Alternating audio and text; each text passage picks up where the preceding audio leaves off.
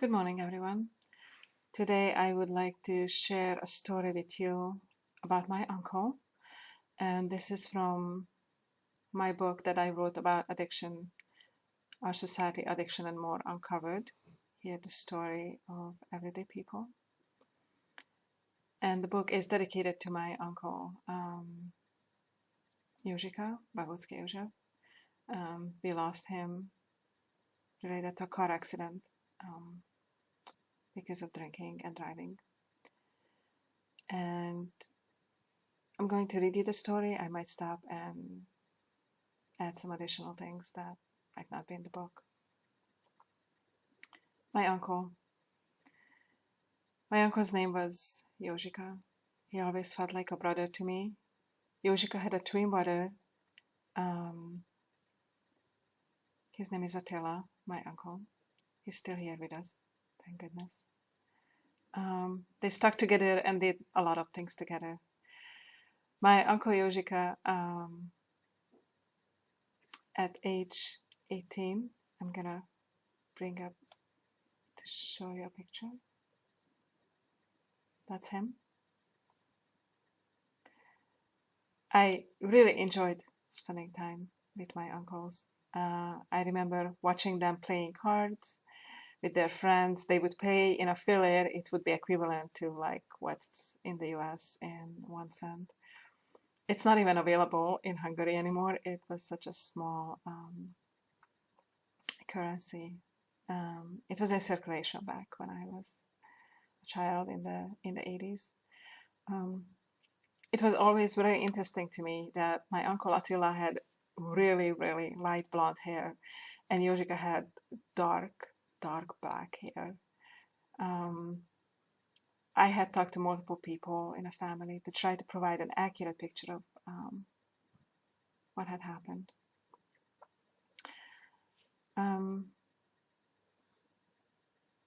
My mom found a picture of me, Józsika, and Attila when I was 2 years old, and I'm gonna bring that in to show you. That's us. Me in the middle. And talking to my dad, he recalls that Józsika was about 6 or 7 years old. And they played horse on my dad's knees. He recalls that the twins spent a lot of times together. And they were inseparable. They were adorable little kids who loved to hang around with mom and dad. Józsika's dad broke my heart. I was 10 years old. It was a huge loss for me and my family. Part of me always will miss him. He had a father, but he was not there for him. Mom remembers he did not stand by him. My mom told me that both of the teens were great at sports, but ended up not continuing sports because perhaps they were missing a father figure. Every sport they started, they excelled at: shooting, running, water sports, no matter what it was, just name it. Józsika's story still creates a wave of emotions for me. It's not easy to talk about. He would do silly things like steal flowers for Mother's Days, clip flowers off of somebody's garden or from the street. He was also like this glue of love in the family. He just had a huge heart. He would get into trouble sometimes, but he was always loving and kind, and nobody could be mad at him for long. My mother mentioned me that taking flowers is not stealing if they grow out in the street, and it's just a custom that it's okay to pick them. The tradition was to get lilacs for Mother's Day, and I could still see them. I could still see him clearly bringing those dark purple flowers by my grandmother's place. He had a big heart for sure, Mom said.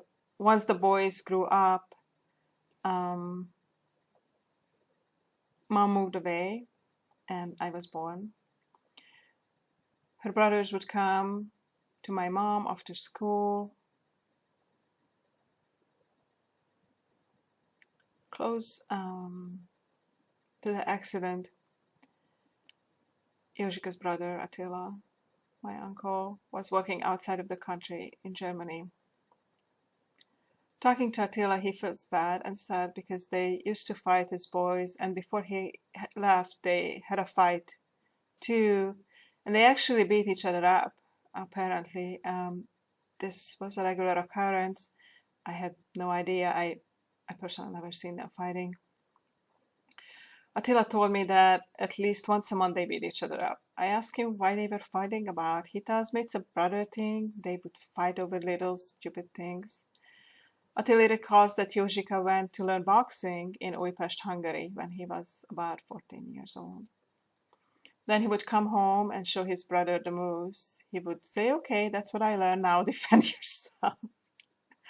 That's just so, sounds like him. Then they would slap each other in the face, and just when we were talking, I did the same thing. I just burst out laughing at this point because I could just really see right in front of my eyes them doing this, slapping and fighting with each other, goofing around. Attila said many times it started like that. They just would start to goof around, and then sometimes it can become more violent. But it was really hard because Attila did not leave on good terms.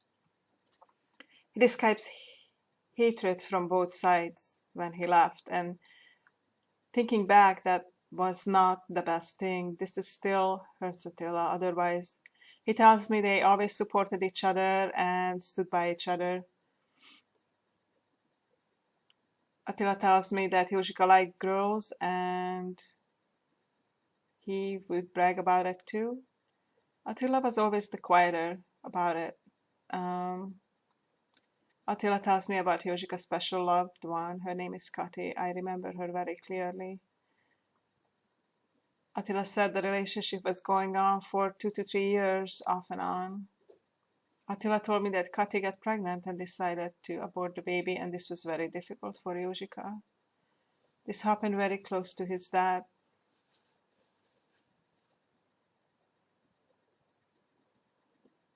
That is something it's really hard for me to think about, that he could have had a son or a daughter.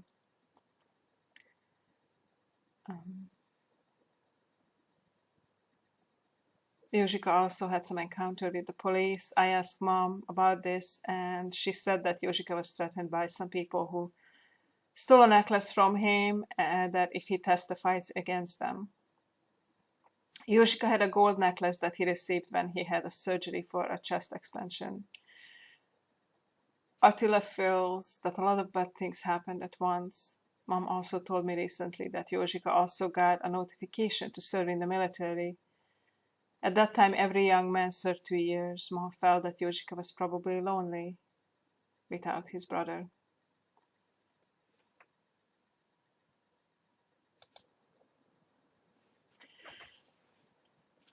Now I am going to talk about the accident.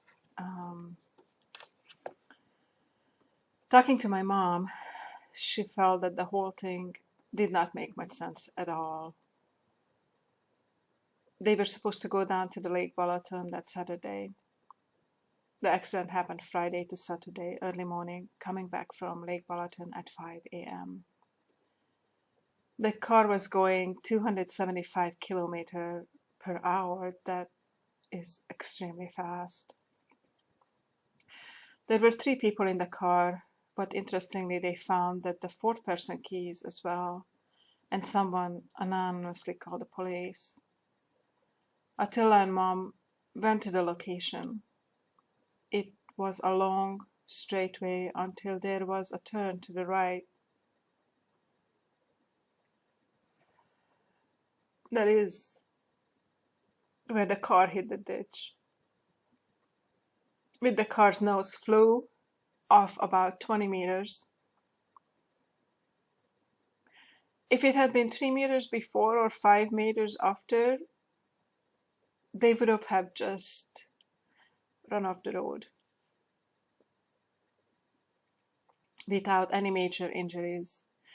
But on the spot, they flew off where there was a ditch. The car cut 2 trees in half.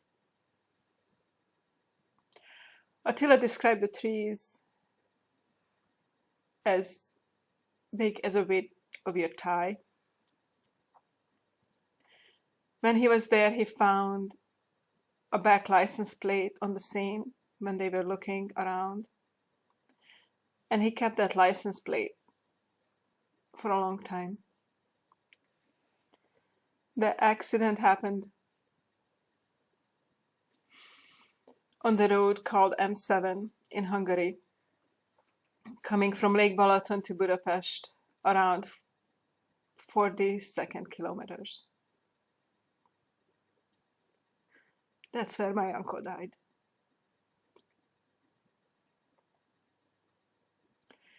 Mom was telling me that when she and Attila was driving down for the first time, there was a road barricade that was created, a detour from going down to Balaton Lane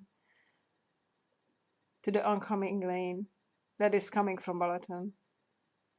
And she was wondering if they could have had a car coming from the opposite side when the accident happened.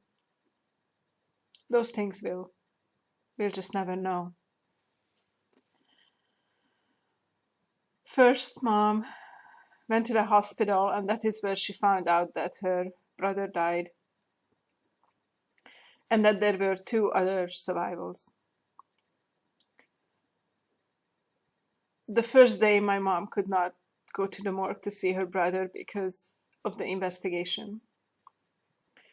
She went back the next day to see and identify him.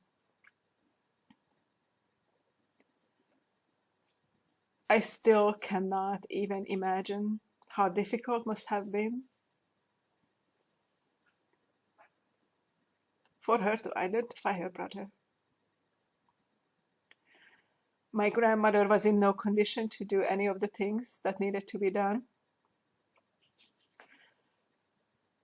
Mom took over for the coordination for the funeral.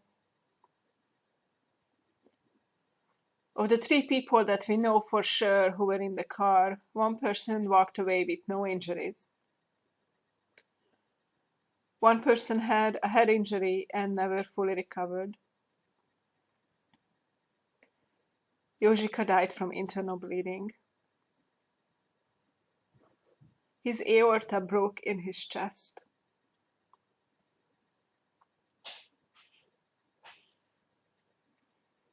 He was blamed for the driving, but our family never believed that he could have driven with such a high content of alcohol level in his body.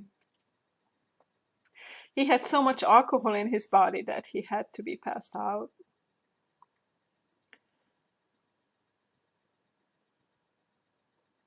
Not that the way we thought anyway. The police did think otherwise, but could never prove that he drove. Did he really drive? I don't know. There were 2 other people in the car, 2 men in their 30s, at a time much older than him. He was 19. Kind of makes me wonder what they were doing hanging out with this young man. Had to letting him get so drunk and allegedly drive. Nice friends, right? He was the only one who died. The others survived with only minor injuries. He did not wear a seatbelt, and he actually flew out of the car. When I talked to my mom, he told me that there was just no way that he drove. He did not have a license. Mom told me that he would not even drive my mom's car. He was afraid something might happen. He did not like to drive at all.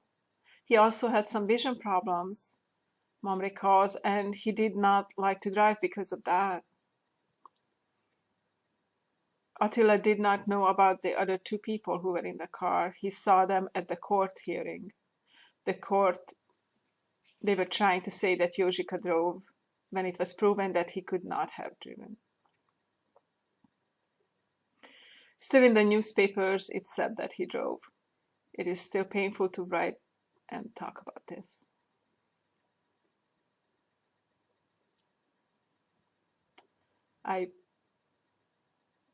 It's been almost 3 years since I wrote this.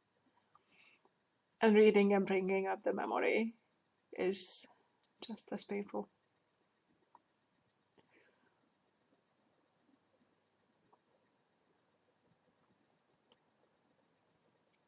Mom was telling me that Jožika had a fight with his girlfriend, Kati, and he was a little down, and this could have been a precursor for going down to Lake Balaton with buddies to drink. It was kind of an unusual behavior for him. I was really too young to get that he was really gone. Jožika always made everybody feel good, made us laugh. I was always happy to see my uncles. He was really that family glue that holds everything together. I asked my mom, what is it about Jožika? He said, it's his love. He was able to show affection and love so well. He liked to give hugs. Mom felt this was a huge miss for my grandmother after he was gone. Things were just never the same after he was gone.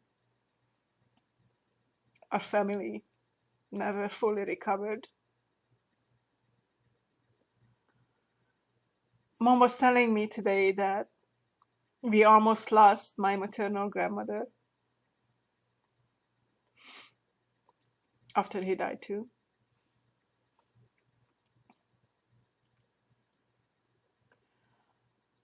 I did not realize how sick my grandmother got.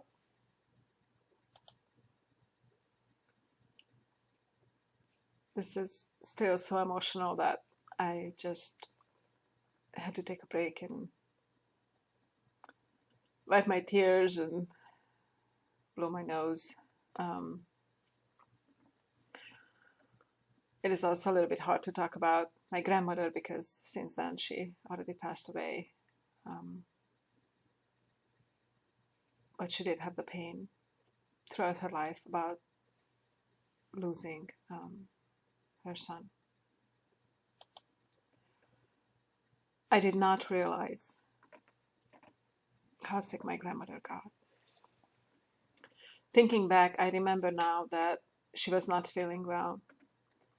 Mom told me she had to be hospitalized in a psychiatric hospital for a while because of the nervous breakdown. I remember her crying and talking about my uncle a lot. It was hard to see, and I could not fully grasp the reality of it all. I think of my grandma now. I can still feel her pain, her loss of a child. I was in denial for so long, a long time. I wanted my uncle back. I was angry for a long time why he was gone. I would do silly things like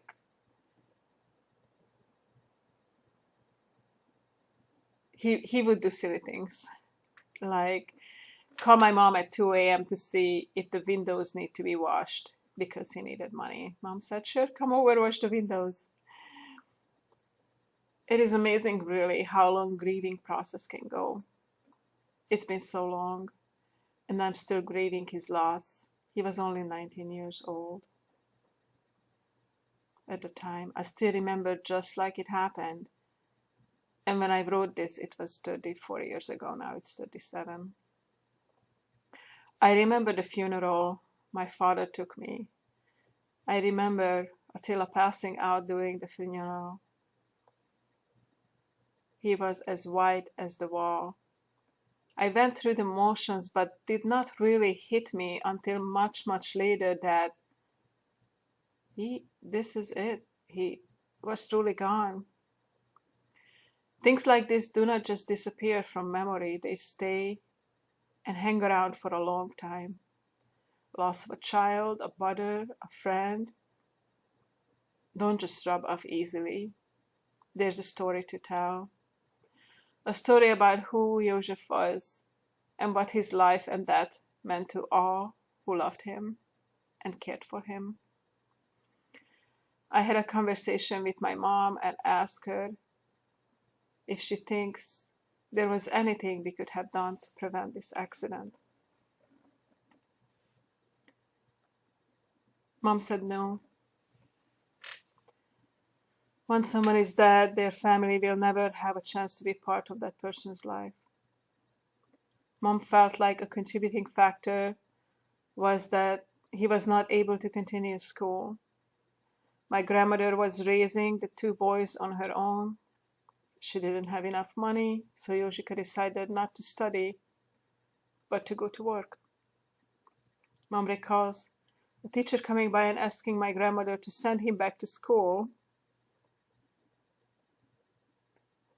He was so smart.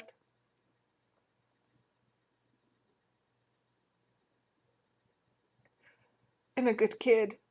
The teacher actually cried, begging my grandmother. Poverty.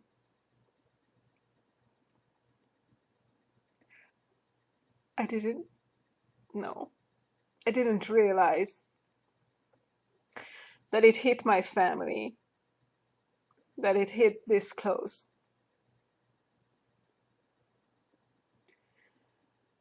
Yoshika decided to work and help out financially. He did labor work like packing and lifting big boxes for a big juice company. Even though school was free, money was not enough to pay for things.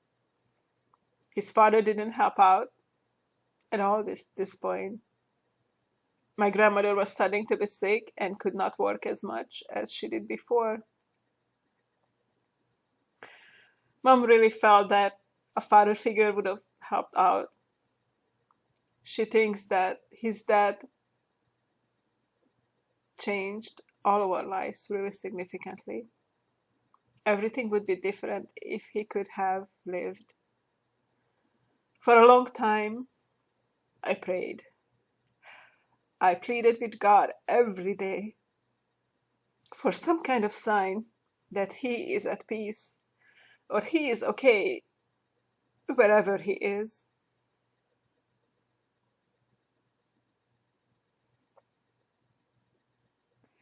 Then one day I saw him in a dream or a vision. Since then I have more peace with his death, and I can feel his support and energy at any time I needed it. Even right now. I think what happened to Yoshika was a huge part of how I ended up working in addiction for so many years. Any loss of a family member is painful. It is like an empty hole that can never be filled. Other parts of someone's life can be filled with love and joy, but that piece of him will always be missing.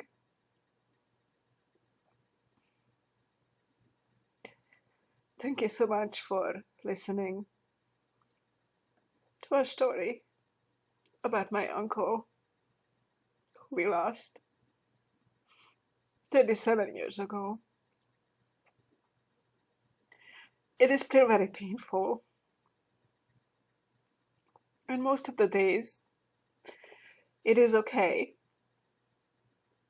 And then there are days like this when I read his story and I cannot stop crying and feeling the pain again. If there's anyone out there who is struggling with addiction, please be there for them as much as you can. Of course, without jeopardizing your own health and safety and the safety of your family. There are many contributors that can cause addiction and many things that can lead to someone's death. And some of those things are preventable. Again, thank you so much for listening. And take care and have a good day. Until next time.